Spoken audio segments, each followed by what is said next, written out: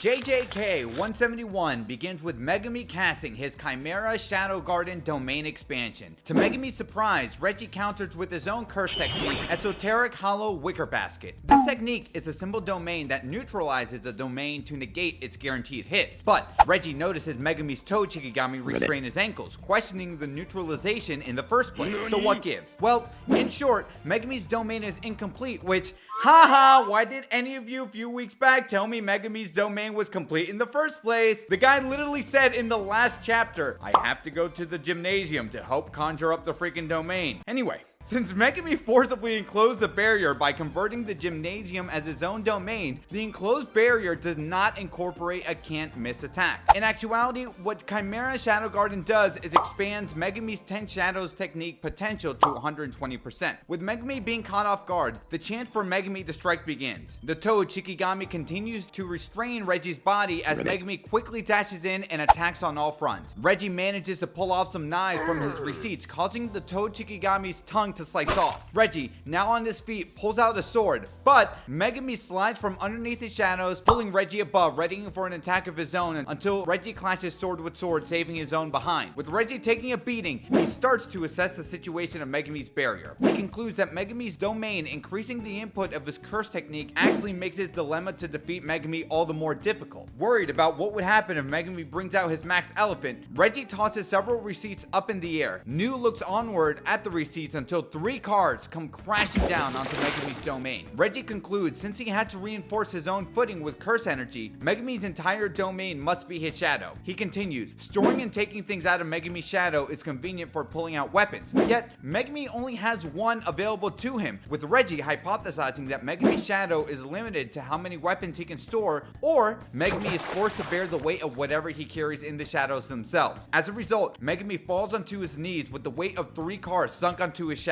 Reggie's second theory on how to defeat Megumi is now exposed as the pressure of 2.4 tons wears Megumi down. As Reggie reveals his plan to keep piling on more weight to defeat Megumi, Megumi responds and says that his incomplete domain is still a domain. He shouts, "There's a shadow above you too." Above the gymnasium casted in Megumi's shadow appears Max Elephant as it comes crashing down onto Reggie as he feels the pressure quickly succumb onto his body. Who will get crushed first, Megumi or Reggie? My name is DJ Milez. Don't forget to wash your hands, drink plenty of water, and I'll see you all next time.